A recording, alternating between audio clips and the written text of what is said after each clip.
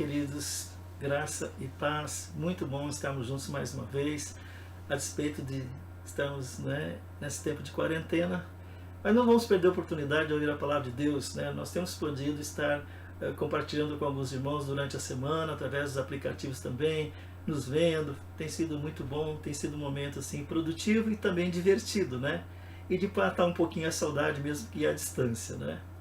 Hoje eu quero falar para vocês de um tema que é reavivamento, E aconteceu um grande reavivamento no tempo de Neemias. Neemias é um livro que fala sobre reavivamento. Ele conta a história de 42.360 judeus que deixaram o exílio na Babilônia e voltaram para Jerusalém para reconstruir os muros da cidade, para trazer de volta os antigos caminhos de santidade do povo, e a terceira coisa, restaurar a verdadeira adoração. Coisas extremamente importantes em tempos de reavivamento. Então esse remanescente santo, um remanescente fiel, ele trabalhou em unidade para remover todo o entulho, toda a sujeira que havia na cidade de Jerusalém. Eles foram lá para reconstruir os muros, conforme a gente falou, e edificar as ruínas, as antigas portas, que estavam assim também em ruínas. Então é isso que a gente também está fazendo hoje na igreja, na nossa igreja mais especificamente. A gente está removendo o entulho acumulado, o entulho da religiosidade, o entulho do materialismo, o entulho do pecado, o entulho da tolerância com o pecado, ou seja, da complacência. Nós estamos também reconstruindo muros que desmoronaram durante o decorrer desses anos. Pessoas que foram saqueadas pelo inimigo, casamentos que foram abalados e pessoas que se desviaram, por qualquer maneira, dos caminhos de Deus. Ok? Então, nós precisamos, nesta hora, trabalhar juntos, que é o que a gente tem feito nesses tempos na igreja. A gente tem trabalhado junto para erguer esses muros e as portas e para manter o inimigo fora da igreja, fora, do lado de fora. Deus está reunindo um remanescente fiel que esteja pronto para dar o quê? 5 grandes passos, que eu vou falar deles agora, cada um deles, desses 5 grandes passos, e que vão levar à restauração e ao reavivamento que nós necessitamos tanto, principalmente nesses dias. Então, para a gente entender melhor isso, eu vou começar falando do primeiro passo. Qual que é o primeiro passo? O primeiro passo é um forte desejo de ouvir e obedecer a palavra de Deus. Um forte desejo de ouvir e obedecer a palavra de Deus, não somente ouvir, é claro. Eu vou ler Neemias capítulo 8, versículos de 1 a 3 e também o versículo 5. Chegando o 7º mês, estando os filhos de Israel nas suas cidades, todo o povo se ajuntou como um só homem na praça, diante da porta das águas, e disseram a Esdras, o escriba, que trouxesse o livro da lei de Moisés, que o Senhor tinha ordenado a Israel. Assim Esdras, o sacerdote, trouxe a lei perante a congregação, tanto de homens como de mulheres, e perante todos os que podiam entender o que ouviam. No primeiro dia do 7º mês, leu nela de frente para a praça que está diante da porta das águas, desde a alva, ou seja, desde o amanhecer do dia, até o meio-dia, perante homens e mulheres e os que podiam entender. E os ouvidos de todo o povo estavam atentos ao livro da lei. Abriu Esdras o livro à vista de todo o povo, porque estava acima de todo o povo, e abrindo-o ele, todo o povo se pôs em pé. Então o povo, ao ouvir, você vê, muito cedo eles começaram, e durante 6 horas, ou seja, das 6 da manhã até a hora do meio-dia, eles estavam ali ouvindo a palavra de Deus. Tá? Por que isso aconteceu? E qual que é esse sinal, esse desejo de ouvir a palavra de Deus? Então havia um clamor no coração do povo naquele momento, do povo de Deus. Eles queriam ouvir a verdadeira palavra de Deus. Eles estavam cansados de promessas disso ou daquilo. Esse evangelho de grande liquidação, parece que está fazendo uma liquidação do evangelho hoje em dia, muitas vezes. Então Esdras, ele pôs-se em pé, sobre um púlpito de madeira, ele leu a palavra de Deus, conforme eu já disse, durante 6 horas. A multidão, ela prestava muita atenção. E quando eles estavam prestando atenção, eles começaram a perceber, a multidão, de que muitos dos problemas que eles estavam enfrentando, muito do sofrimento que eles estavam passando, era só por causa da rebeldia deles, da obstinação, ok? Era por culpa deles mesmos, falando português bem claro, Então, a maior evidência que pode haver quando se fala de reavivamento, ou de avivamento, se você preferir, é quando as pessoas, pode ser uma pessoa, que começa com uma pessoa, Pode começar isso numa igreja, numa cidade, numa nação, enfim, né, num país, enfim, seja como for, começa a haver um despertamento, as pessoas começam a ter fome e sede da palavra de Deus. Né? Então o que acontece? As pessoas que têm fome e sede da palavra de Deus, o que elas querem? É ouvir a palavra de Deus, elas querem ouvir os ensinos. Uma pessoa desviada, por exemplo, ela não quer ouvir a palavra de Deus. Se você for falar a palavra de Deus, ela vai dizer, já sei tudo isso. E ela, né, se afasta. Né? Mas quando o Espírito Santo está presente, ele está em ação, há uma reverência e uma expectativa em relação à palavra de Deus que vai ser pregada ou vai ser ensinada. Né? Então começa as pessoas que têm uma motivação, um gosto especial por estar ali. Então começa a haver esse despertamento. É isso que a gente tem presenciado. Né? Então esse era o clamor do coração deles. O segundo passo seria um arrependimento que quebranta o coração. Um arrependimento que leva o coração a um quebrantamento, tá? A um reconhecimento que está errado, que está fora, né? Assim. Ou eu vou ler Neemias 8, de 6 a 9. Esdras louvou ao Senhor, o grande Deus, e todo o povo respondeu, amém, amém, levantando as mãos. E então se inclinaram e adoraram ao Senhor com o rosto em terra. Os levitas ensinavam a lei ao povo, e o povo estava no seu posto. Leram no livro da lei de Deus, esclarecendo-a e explicando o sentido, de modo que o povo pudesse entender o que se lia. Então Neemias, que era o governador, e Esdras, sacerdote e escriba, e os levitas que ensinavam o povo, disseram a todo o povo, este dia é consagrado ao Senhor vosso Deus, pelo que vos não lamenteis, nem choreis, pois todo o povo chorava ouvindo as palavras da lei. Então o povo estava ouvindo a palavra de Deus e começaram a chorar. E eles deram alerta, olha gente, tudo bem que vocês, né, a palavra de Deus está falando ao coração de vocês, né, esse dia, mas esse dia é um dia consagrado ao Senhor, não é dia para chorar, não é dia para se lamentar. Então a primeira reação do povo, a palavra de Deus, foi de grande entusiasmo, eles gritavam amém, amém, né? Mas a palavra logo fez com que eles se prostrassem com o rosto de terra para adorar o Senhor. Por quê? Porque todo o povo chorava enquanto ouvia a palavra de Deus. E o que aconteceu com eles? Eles se arrependeram e começaram a levar a sério a palavra de Deus dali para frente. Então, quando acontece um reavivamento do Espírito Santo, seja em qualquer lugar desta terra, os cristãos eles começam a ter atitudes diferentes. Por exemplo, eles começam a não guardar mais mágoas, eles começam a não se parar com o negócio de fofoca, ok? Eles param de julgar uns aos outros, eles param de caluniar, eles param de viver procurando erros nos outros, né? Tem aquelas pessoas que vivem procurando erro nos outros, né? Eles não ficam tentando endireitar a igreja, eles não ficam tentando endireitar os pastores, não é? Então, não. O que essas pessoas fazem? Elas se ajoelham diante de Deus e elas choram porque a palavra de Deus começa a quebrantar o coração delas. Então elas começam a ser convencidas de que elas mesmas não estão qualificadas como elas pensam. Entende? Elas estão julgando, mas elas não têm qualificação para julgar, e elas começam a tomar essa consciência.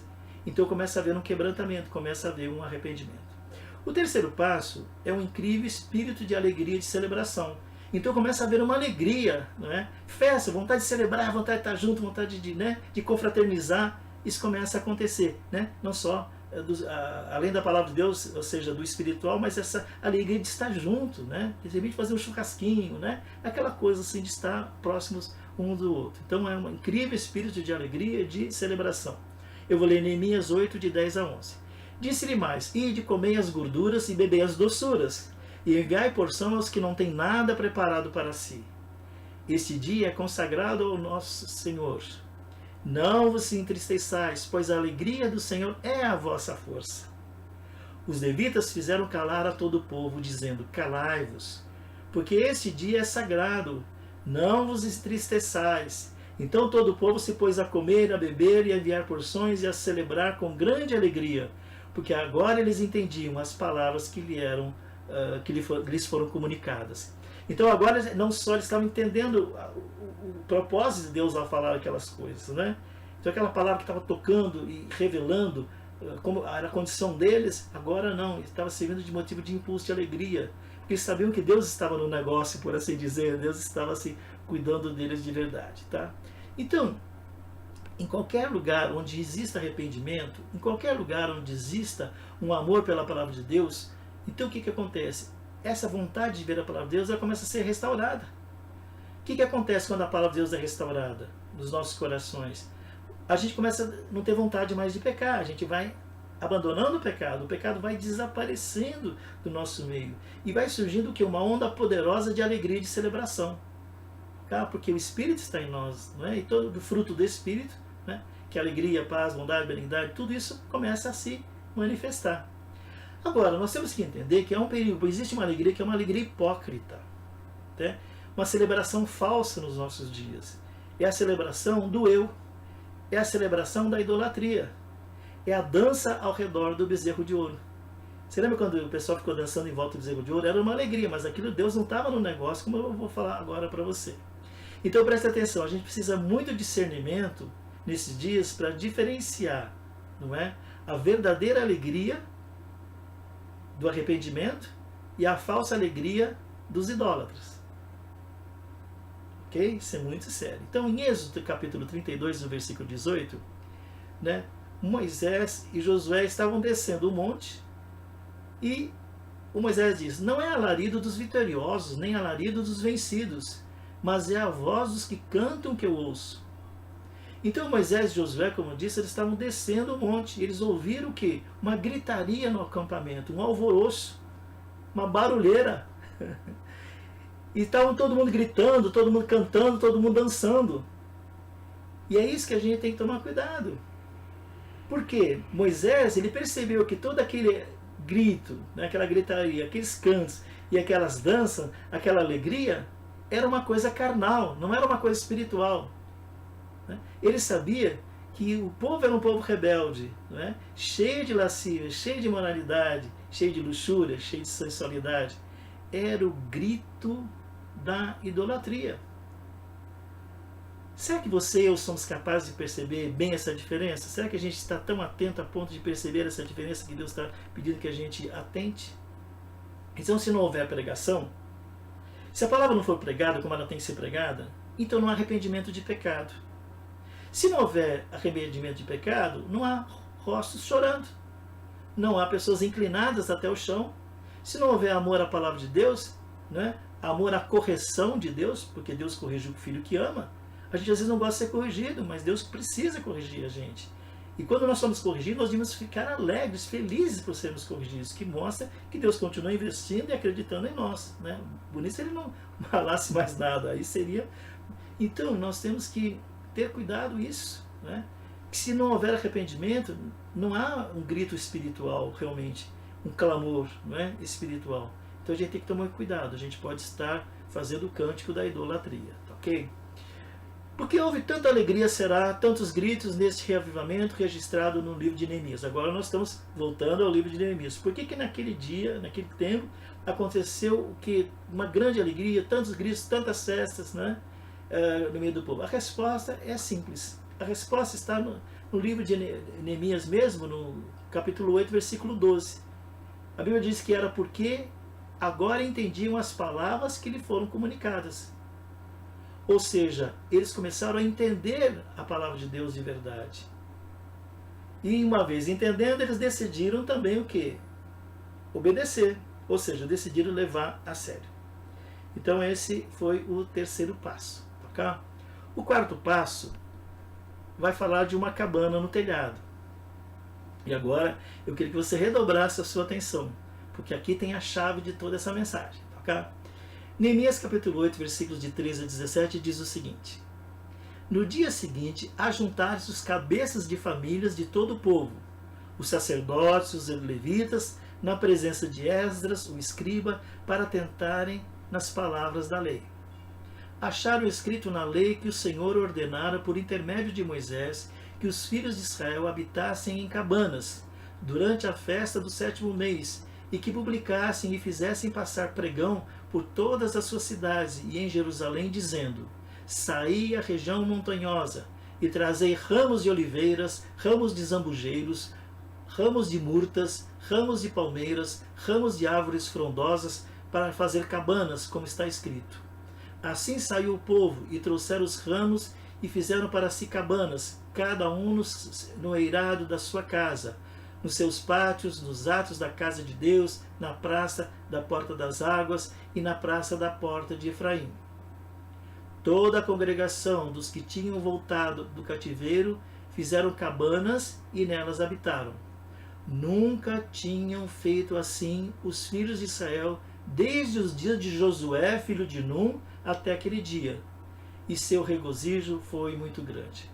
Então Deus falou o quê? Pega lá, né, subam nas montanhas, pegam todos os tipos de galhos, de vários tipos de árvores, não é? E seria a cobertura das cabanas, ok? Então isso seria um estatuto perpétuo, um desejo perpétuo de Deus que se celebrasse, não é? Esse momento. E eles já não estavam celebrando isso desde o tempo de Josué. Então já havia passado muito tempo e eles não estavam mais obedecendo.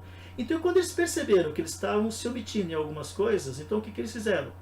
Vamos, né, consultar a palavra de Deus, vamos ver onde é que nós estamos falhando, onde que nós estamos errando, ok? Então foi isso. Então o que aconteceu? A palavra do Senhor ela foi restaurada e o arrependimento e a obediência eles foram o quê? Autênticos. Eles se arrependeram de verdade. Eles entenderam que eles estavam se omitindo. Então a alegria do Senhor se tornou a força deles. Mas algo ainda estava faltando. E o que estava faltando? As cabanas, que nós estamos falando agora. Então não pode haver um real avivamento, ou reavivamento, se você preferir, um avivamento que seja duradouro, ou seja, que não seja só momentâneo, nem a plenitude de Deus, enquanto nós não construirmos uma cabana. Aí você vai perguntar, mas como assim, pastor? Eu tenho que construir cabana nesses dias também? Eu já explico para você já vai entender isso. Isso aqui é muito importante. Então essa é uma mensagem que traz para nós revelações exatamente para esses últimos dias, em cima de um reavivamento que aconteceu no Antigo Testamento, né? Mas que pode ser aplicado para nós as mesmas verdades no dia de hoje também, ok? Então é uma palavra, uma mensagem para os últimos dias. Então os líderes, os sacerdotes, os levitas, eles se juntaram a Esdras, diz a palavra do Senhor, para examinar as Escrituras e ver o que Deus desejava. Como eu disse, eles foram consultar a Deus. Vai consultar quem? Pedir a opinião das pessoas? Eu acho isso, eu acho aquilo. Nada disso, né? Então os líderes, sacerdotes e levitas juntaram-se a Esdras, ok? Para ver o que Deus desejava. E eles encontraram o que estava faltando eles fazerem. Do resto eles estavam, vamos dizer assim, bem. Já tinham se arrependido, tal, estavam indo bem. Mas precisava cumprir uma ordem. Um mandamento perpétuo, que eles estavam negligenciando desde o tempo de Josué, como eu falei. Quando a gente vai um pouquinho mais adiante, vamos ler Levítico 23, de 40 a 43, e você vai começar a entender melhor isso. Eu ainda vou explicar um pouquinho melhor isso que você acabou de ouvir, tá ok? Então não se preocupa não, tá? Levítico 23, de 40 a 43, a palavra do Senhor diz assim: No primeiro dia tornareis para vós frutos de árvores formosas, folhas de palmeiras e ramos de árvores cheias de folhas, e durante 7 dias vos alegrareis perante o Senhor vosso Deus. Celebrareis esta festa ao Senhor durante 7 dias cada ano. É estatuto perpétuo pelas vossas gerações, no 7º mês a celebrareis. 7 dias habitareis em tendas. Todos os nascidos em Israel habitarão em tendas, para que saibam as vossas gerações, que eu fiz habitar os filhos de Israel em tendas, quando os tirei da terra do Egito. Eu sou o Senhor vosso Deus. Então Deus deixa bem claro que era o desejo dele que isso acontecesse, né? Aconteceu uma única vez, não é? Dessa maneira, né? Como nós estamos especificamente falando. Mas por 7 dias, o povo então tem que fazer o quê? Construir um abrigo provisório. No hebraico, é uma palavra chamada sukkah. E ela é feita o quê? Com teto de vários ramos, diversos, né? Galhos de árvores, né? Seria, talvez ficar mais fácil assim para entender, vários ramos, ok? Então, aonde que eles receberam era que eles morassem durante 7 dias nesses lugares, nessas cabanas. Agora vamos, antes de seguir um pouquinho, vamos trazer já para a gente. Hoje, o que significa morar em cabana? Morar em cabana, para Deus, significa, não é, que nós estamos aqui só de passagem. É uma maneira dele se comunicar conosco hoje, dizendo que nós estamos neste mundo só de passagem. É como se a gente estivesse passando aqui nesse mundo só alguns dias. E quando nós estamos de passagem para algum lugar, a gente não está interessado em algumas coisas daquele lugar. Então, muitas vezes, quando nós estamos no mundo, a gente se interessa pelos prazeres do mundo, pelas vaidades do mundo. E que Deus está querendo falar para você e para mim, que nesses tempos que antecedem a volta de Jesus, tempos de avivamento, nós precisamos o quê? Não perdermos de vista isso. Você e eu estamos de passagem. Nós muitas vezes ainda continuamos extremamente preocupados com esse mundo, extremamente querendo investir neste mundo, não é? E planejando por coisas neste mundo, mas o Senhor está chamando a nossa atenção que você pode fazer e, né, desfrutar de muitas coisas. Tem coisas que não são realmente erradas de fazer, mas que você não perca de vista que você está de passagem, ok? Só por um momento, ok? Então, esses prazeres deste mundo, essas vaidades deste mundo, você deve colocar na medida muito certa, ok? Aqueles que dirigiam, né, os líderes lá de Jerusalém na época, que Neemias, eles fizeram uma proclamação. E a proclamação deles foi: celebraremos de novo a festa dos tabernáculos. Subam as montanhas e tragam ramos de oliveiras, de pinheiros, de murta, de palmeiras, e construam sua cabana, no caso a Sucá, conforme está escrito. Então, veja bem, os dirigentes de Jerusalém, no tempo de Neemias, eles deram também esta ordem. E agora, eu fico imaginando, irmãos, né, que emoção deve ter sido, porque eles sofreram tanto lá no exílio, né, como, né, exilados lá em Babilônia, em terra estranha, todo aquele sofrimento que o povo tinha passado, e agora a alegria deles de poder fazer estas coisas, né, envolvendo as crianças, as famílias, toda a congregação, né, carregando ramos, né, cada um ajudando a construir as cabanas, né. Que coisa maravilhosa deve ter sido, né, olhar esse momento. Cada terreno da cidade, no pátio do templo, os visitantes acampando, Esdras, Neemias ali junto com o povo, os sacerdotes, todo mundo junto, por 7 dias, ninguém comia ou dormia na sua própria casa. Essa era a proposta, né? Essa era a proposta de Deus. Durante 7 dias ninguém comia ou dormia em sua própria casa. Toda a população deveria morar nestas cabanas provisórias durante 7 dias. Ok? Não eram 7 dias de tristeza, né? Não eram 7 dias de escândalo, né? Ao contrário, eram 7 dias de alegria, de grande alegria. Ok? Em Levítico 23:40, a Bíblia diz: durante 7 dias os alegrareis perante o Senhor vosso Deus. Um outro texto bíblico, não é? Ele fala assim: durante 7 dias celebrarás a festa ao Senhor teu Deus, no lugar que o Senhor escolher. Então, Deus pediu que a festa fosse celebrada, mas da forma e no lugar onde Ele determinou. Nós podemos fazer muitas coisas, a gente quer fazer as coisas do jeito que a gente quer, no lugar que a gente quer, na hora que a gente quer. Não, submeter a Deus à vontade deles, ok? Por quê? Porque o alvo de Deus é que através dessa nossa obediência nós sejamos tremendamente abençoados, ok? A palavra diz: pois o Senhor teu Deus há de abençoar-te em toda a tua colheita, em toda a obra das tuas mãos, e a tua alegria será completa. Deuteronômio capítulo 16, versículo 15.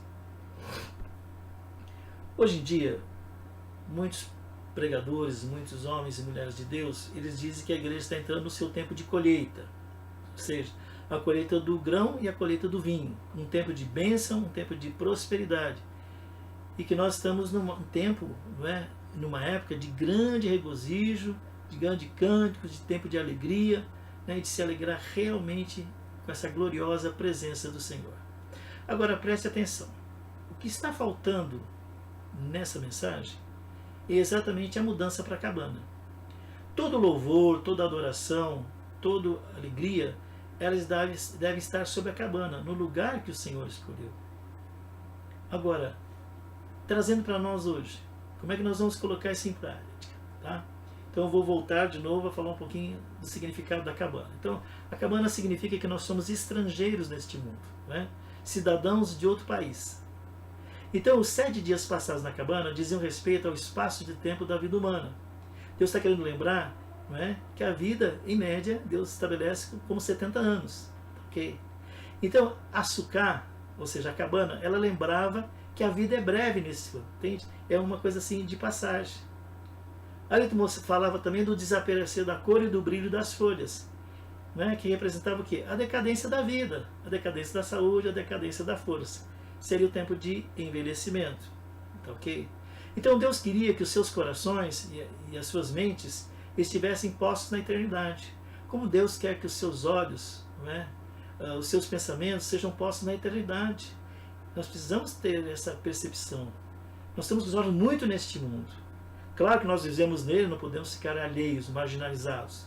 Mas nossos olhos, nossos pés estão aqui. Mas nossos olhos têm que ser postos na eternidade. E nós temos que lembrar a nós mesmos e a todos os nossos filhos que nós estamos aqui apenas acampados neste mundo. Não é? Então, que nós não podemos só nos regozijar e nos alegrar e querer nos alegrar somente por as bênçãos materiais que Deus nos dá. Tá, ok? Mas também a nossa esperança, a nossa alegria está não nesta cidade que nós vivemos, não é? Ou nem na Jerusalém deste mundo, mas na Jerusalém que desce do céu, a Jerusalém celeste. É nessa que os nossos olhos têm que estar postos nesse tempo. No tempo de Neemias, era isso que Deus queria que eles entendessem. Que eles deveriam reconstruir os muros, assentar as portas, estabelecer as casas, os seus lares, né? Plantar hortas, plantar as vinhas.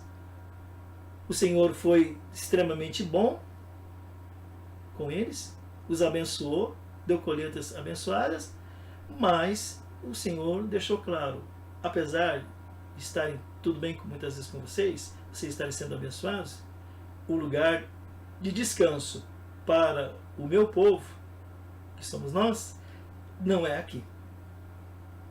Então nós devemos buscar uma cidade cujo arquiteto e edificador é Deus. Davi, ele amava Sião, né? Ele era apaixonado por Jerusalém, Davi, né? E ele faz essa incrível declaração, que está no Salmo 39:12. Diz assim: pois habito contigo como um estrangeiro e um peregrino, como o foram todos os meus pais. Isto foi dito depois que Israel estava estabelecido e próspero. Está vendo? Então isso aconteceu depois que tudo estava indo muito bem. Só que o Senhor fez essa lembrança que ele era um estrangeiro, um peregrino. O que é peregrino? Significa um estrangeiro residente. Alguém que está só de passagem. Então, é alguém que está só de passagem. Então, quando ele fala dos nossos pais, nós temos que lembrar também dos nossos pais na fé, não é? Que eles consideraram esse mundo o quê? Uma terra estranha. Quantas vezes você vê os nossos antepassados na fé dizendo sobre uma terra estranha, falando dessa terra como uma terra estranha? Ou seja, estrangeiros, peregrinos, cidadãos de outro mundo, não é? De outro lugar. Tá? Eu vou ler para você, nesse momento, Hebreus capítulo 11, versículos de 8 a 10 e também de 13 a 16, tá ok? Hebreus 11, de 8 a 10 e versículos também 13 a 16. Diz a palavra do Senhor: pela fé, sendo Abraão chamado para um lugar que havia de receber por herança, obedeceu e saiu, sem saber para onde ia. Pela fé, presta atenção, ele não sabia para onde ia, pela fé peregrinou na terra da promessa, como em terra alheia, habitando em tendas com Isaque e Jacó, herdeiros com ele da mesma promessa. Pois esperava a cidade que tem fundamentos, da qual Deus é arquiteto e construtor.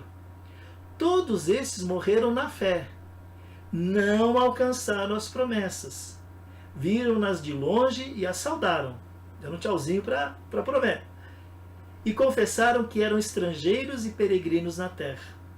Ora, os que dizem tais coisas claramente mostram que estão buscando uma pátria. E se, na verdade, se lembrassem daquela de onde haviam saído, teriam oportunidade de voltar. Mas agora desejam uma pátria melhor, isto é, a celestial. Pelo que também Deus não se envergonha deles de ser chamado o seu Deus, pois já lhes preparou uma cidade. Então veja que coisa maravilhosa. Quando eles caminharam, eles saíram, deixaram as suas terras, como o próprio texto diz, haveria uma possibilidade, de repente, enquanto em vida, eles voltarem para o lugar de onde eles tinham saído. Mas depois dessa caminhada de andar com Deus, eles não estavam mais interessados naquela terra de onde eles iam. E nós não temos que estar mais interessados nesse mundo. Eles desejavam uma pátria melhor, ou seja, uma pátria celestial, que essa é a pátria que nós devemos desejar, devemos ansiar. Então o nosso coração tem que ser cheio de alegria sobre esta nova pátria, sobre esta nova cidade, sobre a Jerusalém Celeste, onde nós vamos viver com o Senhor. Então há uma pátria melhor do que qualquer pátria que exista. Há um lugar melhor do que qualquer lugar onde você e eu possamos ter nascido. Não é? Esse lugar é a Nova Jerusalém. O que é a Nova Jerusalém? É o céu com Cristo. Você já pensou que coisa maravilhosa? Então Deus sabe com que facilidade a gente pode cegar, né? Nos deixarmos cegar por causa das bênçãos que nós recebemos. Quando a gente é muito abençoado, às vezes a gente meio que se distrai. Porque Deus iria colocar a nação inteira em cabanas por 7 dias. Porque qual é a razão? Porque Ele conhece o perigo que nós corremos quando nós somos abençoados. Se nós somos muito abençoados, embora seja uma coisa muito boa, nós corremos um risco. Então Deus falou sobre essa questão, chamou a atenção. Olha, mesmo que você esteja sendo abençoado, mesmo que você esteja prosperando, mesmo que você esteja desfrutando até dos bens materiais, cuidado, isso não é o fim, isso não é a meta. Isso é só uma transição, isso é só um momento. Olhe, põe seus olhos à frente. Por quê? Porque nós somos facilmente envolvidos e nos esquecemos de Deus, nós nos tornamos cegos, nós caímos muitas vezes no comodismo por causa do nosso conforto, nos acomodamos. Agora, Deus sabendo que nós somos muito propensos também a sermos bajulados, gostamos de uma bajulação, né? Alguém, né, que fica ali, né, bajulando a gente, né? Então, às vezes, a gente se enreda com essas coisas, né? A gente começa a ficar se enredar com as coisas deste mundo, com as coisas desta terra. Quando nós vemos Deuteronômio 32:15, nós vemos ali o Cântico de Moisés. O Cântico de Moisés nada mais é do que uma profecia, não é? Que trouxe uma previsão, né, digamos assim, né, sobre a apostasia final do povo de Deus no momento que eles se tornassem prósperos. Eu vou ler o texto bíblico. Então, repetindo só, o Moisés, não é, esse texto, ele de Deuteronômio 32:15, ele é como se fosse uma profecia, tá, ok? Então Moisés, ele fez uma previsão da apostasia do povo de Deus, ou seja, do esfriamento do povo de Deus no momento que eles se tornassem prósperos. Então diz assim: engordando-se o povo de Deus, no caso, deu coices, ou seja, tornou-se ingovernável. Engordou-se, engrossou-se, cobriu-se de gordura e deixou a Deus que o fez, desprezando a rocha da sua salvação. Então você veja bem Moisés naquele tempo profetizando como terminaria o povo de Deus, não é? Ou seja, colocar os olhos na prosperidade, se distrair, como eu disse, e desprezar a Deus, a rocha da sua salvação. Então, essa não é uma mensagem só para gente rica, não. Talvez você esteja pensando, isso é para os ricos. Não. É uma mensagem para todos nós. Quanto mais nós somos abençoados, a gente fica tentando cavar coisas neste mundo. A gente fica colocando o nosso coração nas coisas, não é? E queremos cada dia comprar mais, gastar mais e tudo mais. Então tudo que nós compramos a mais, que talvez nós nem necessitássemos, ele se torna uma corda que vai nos amarrar nessa terra. Você precisa ter coisas o suficiente que não te aprisione. Se alguma coisa te aprisiona nesse mundo, é um problema. Então o Senhor, toda vez que isso acontece na nossa vida, o Senhor, sabendo do nosso coração, Ele quer nos colocar nessa dimensão de cabana, né? E todo santo dia, né, durante todo esse período, Deus vai nos lembrar. Ele vai lembrar você e a mim, né? Então eu tenho que pensar aqui dentro de mim, né? E você dentro de você. Tipo assim, eu sou estrangeiro. Celso, você é estrangeiro. Você é só peregrino, né? Você não tem raízes aqui, você está de passagem. Eu tenho um caminho para você, para uma pátria melhor. É a mesma palavra que Deus dá a você agora, não é? Você que está aí me assistindo, né? Então é nesse sentido, você é estrangeiro, você é só peregrino. Não cria raízes aqui. Nós estamos de passagem. Né? O nosso caminho é para uma pátria melhor. O seu caminho é para uma pátria melhor. E nós temos que agradecer a Deus nessa hora. Senhor, muito obrigado por todas as bênçãos que eu tenho me concedido. Mas, de outro lado, eu agradeço por tudo de bom que eu tenho desfrutado, que eu tenho recebido do Senhor neste mundo. Mas eu quero me alegrar ainda mais por ser um cidadão de Sião. Amém? O passo 5, que é o último passo, fala que nós não possuímos nada aqui na terra. Ou seja, a gente não possui nada aqui na terra. Levítico 25:23 diz assim: a terra não será vendida perpetuamente, Porque a terra é minha, e vós estáis comigo, estrangeiros e peregrinos. Isso é a palavra do Senhor, né? O Senhor falando, né? A terra não será vendida perpetuamente, porque a terra é minha, e vós estáis comigo, estrangeiros e peregrinos. Ok? Então, na palavra de Deus tem muitas coisas escritas sobre a terra prometida, tá certo? Deus prometeu dar a Israel o quê? A terra de Canaã, uma terra que emana leite e mel. Mas Deus nunca deu para a gente a escritura dessa propriedade.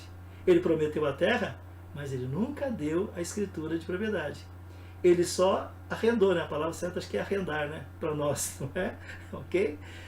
Ele só pode vender os direitos da colheita até os mais pobres no momento que a terra fosse liberada no ano do jubileu. Fora disso, né, os direitos da colheita, né, não poderiam ser distribuídos também, ok? Então é só um recadinho assim, não quero me aprofundar mais nisso, quero ir adiante. Salmo 50, versículos de 10 a 12 diz assim: Pois meu é todo o animal da selva, e o gado sobre as milhares de colinas. É meu tudo que se move no campo, pois meu é o mundo e tudo que nele há.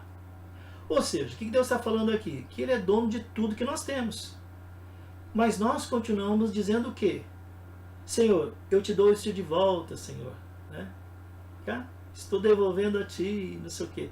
Na verdade, nós nunca possuímos nada. E se nós nunca possuímos nada, tudo é do Senhor, tudo veio dele, tudo volta para Ele. O que acontece nessa hora? Não é?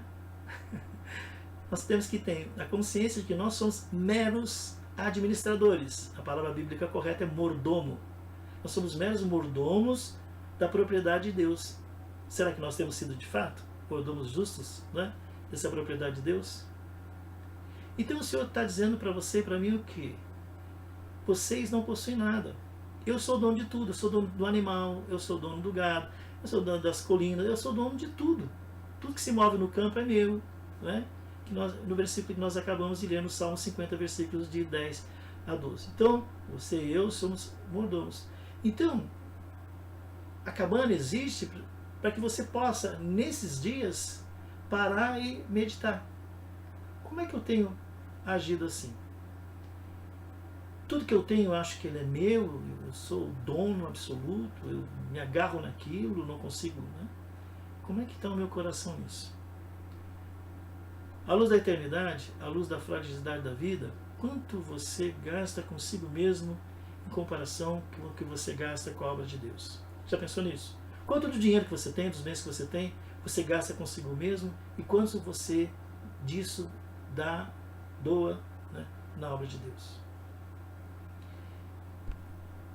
Quando a gente olha a igreja primitiva, em Atos 4:32, há um versículo que diz assim: Era um coração e a alma da multidão dos que criam, e ninguém dizia que coisa alguma do que possuía era sua própria, mas todas as coisas lhes eram comum. Está vendo? Olha a visão. Eles tinham visão, né? Você vê, em tempos de avivamento, as pessoas têm a visão de que o que elas têm não é delas. E é o que diz aqui no versículo, vou ler de novo. Era um coração e a alma da multidão dos que criam, e ninguém dizia que coisa alguma do que possuía era sua própria, mas todas as coisas eram comuns. O grande efeito do derramamento do Espírito Santo é a colocação de tudo sobre o altar, à medida que retiramos nossos olhos das coisas que possuímos. Então veja bem, o princípio é esse. O Espírito Santo, o derramamento do Espírito, ele faz com que você coloque tudo no altar de Deus. Você vê que as pessoas depositavam os seus bens aos pés dos apóstolos. Era por causa disso. Porque eles não tinham que as coisas todas eram deles mesmos. Por isso aconteceu aquele episódio de Ananias e Safira, né? Não quero falar disso agora, mas só lembrando você. Ok? Então nós temos que tirar os olhos das coisas que nós possuímos. Errado possuir? Não, não é isso que eu estou falando. Errado desfrutar? Não, não é isso que eu estou dizendo. Eu estou dizendo que a gente tem que tirar os olhos dela. Não ter como se fosse nossa. Então a cabana é um lembrete também para que a gente se abstenha das concupiscências carnais. 1 Pedro 2,1 diz assim: Amados, peço-vos que, como peregrinos e forasteiros, que vos abstenhais das concupiscências da carne, as quais combate contra a alma. Então a cabana, ela tem o objetivo de tirar o mundo dentro da gente. Né? Às vezes a gente fala assim, né, que difícil para Deus não foi tirar o povo do Egito, foi tirar o Egito de dentro do povo. Nós estamos vivendo esse tempo também. Deus tem que tirar o mundo de dentro do nosso coração. Nós temos que ir para a cabana. Porque na cabana, nesse tempo, você vai ter tempo para refletir. E a sua missão pode virar em pedaços muitas vezes. Deus vai matar o seu ego muitas vezes em algumas situações. Todos os objetivos fracassados que foram estabelecidos por causa da sua missão, da ambição do meu coração, acabam sendo portas abertas para paixões, para pecados de todos os tipos. Então, aquele negócio, a coisa colocada no lugar errado. É o amor mais às coisas do que a Deus. Né? Não colocar Deus sobre todas as coisas. Tá ok? Então, algumas pessoas vão dizer para você, que adianta tudo isso? É papo furado, eu já tentei, aquela lenga-lenga que a gente já conhece, não quero nem continuar falando sobre isso. Eu nunca vou conseguir nada, né? O que elas fazem? Ao pensar assim, elas entregam os pontos. Elas estão dando ouvido, sabe para quê? Para espíritos demoníacos, espíritos mentirosos. Ela precisa, como você e eu, reconhecermos essa voz, quando o diabo está falando. Mas às vezes a gente se descuida. E Deus tem que nos dar essa alerta.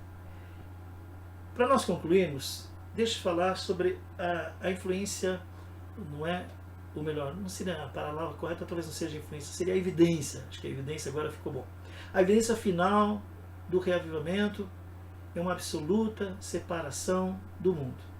Então Deus está agora nos preparando, esses tempos de afastamento, esses tempos de quarentena, né? É um tempo que Deus está nos colocando para nós refletirmos sobre essas coisas. Tá ok? Eu vou ler mais um texto bíblico que está em Neemias capítulo 9, versículo 2, que diz assim: os da linhagem de Israel, veja bem, os da linhagem de Israel apartaram-se de todos os estrangeiros, puseram-se em pé e confessaram os seus pecados e as iniquidades de seus pais. O que eles fizeram? Se arrependeram. Então, sem uma vida de arrependimento, sem uma vida de separação do mundo, não pode haver reavivamento. Não existe avivamento sem arrependimento de pecado e se separar do mundo. Aí nós vamos ter um verdadeiro avivamento. Okay? Então, onde há restauração bíblica, ou seja, a palavra de Deus volta com intensidade, haverá sempre uma consciência maior e crescente do pecado, né? Das coisas de Deus, da vontade de Deus, do propósito de Deus. Quanto mais você conhecer, mais oportunidade você tem, não é, de experimentar o que Deus tem, mais o que? Atender o chamado dele para um propósito, né? Mas também ter forças para se separar de tudo isso que é mundano. A força para você sair, né, se afastar do mundo, ela tem que vir de Deus. A sua força, na minha força, nós não vamos conseguir nunca.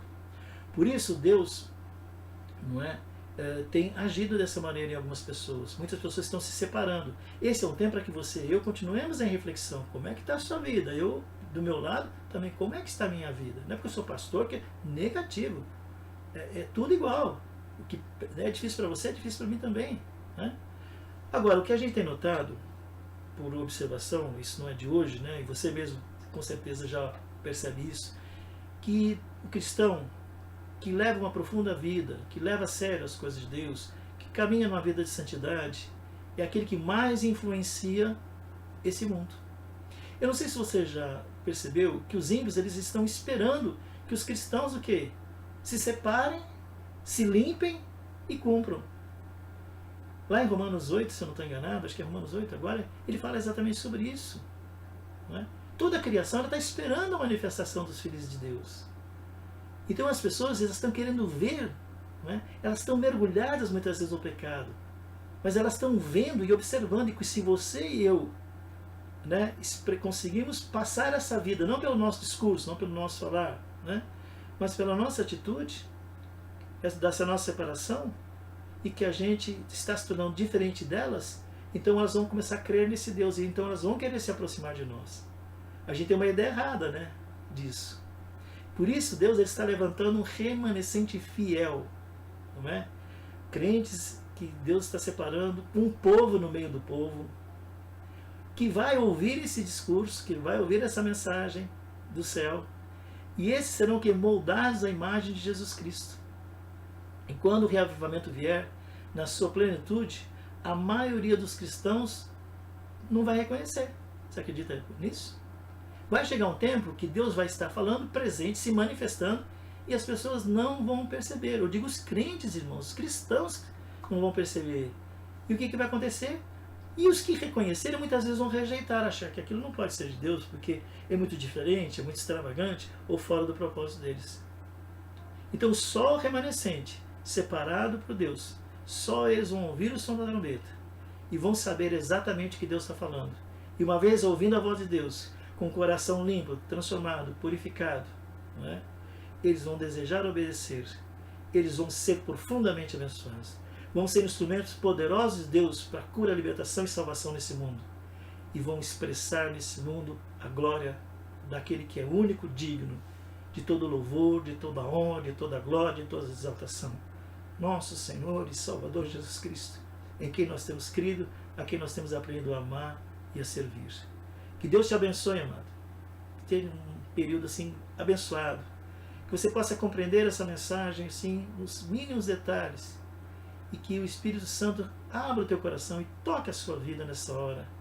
E que em nome de Jesus sejamos todos nós parte desse remanescente. Crentes fiéis que desejam um grande avivamento. É o tempo agora, sabe, amados? Eu queria dizer isso para você, ao encerrar, eu queria dar uma palavrinha assim de um minuto aqui só. Talvez você pense que quantos meses mais nós vamos ficar em quarentena, esse vírus aí atormentando. Eu creio, irmãos, que realmente há um período de Deus, né, que Deus consentiu que esse vírus entrasse e desestruturou tudo, para mostrar que ninguém é senhor de nada, né? Há um só único Senhor, Salvador e Mestre, que é Jesus Cristo, né? Então, mas passado esse tempo, eu creio que Deus vai abreviar esse tempo. Eu creio que vai haver uma intervenção de Deus. Porque normalmente, depois desses tempos que passam, né? Então, tudo pode acontecer. No caso da festa dos tabernáculos que nós citamos, né? Que é a festa de Sukkot.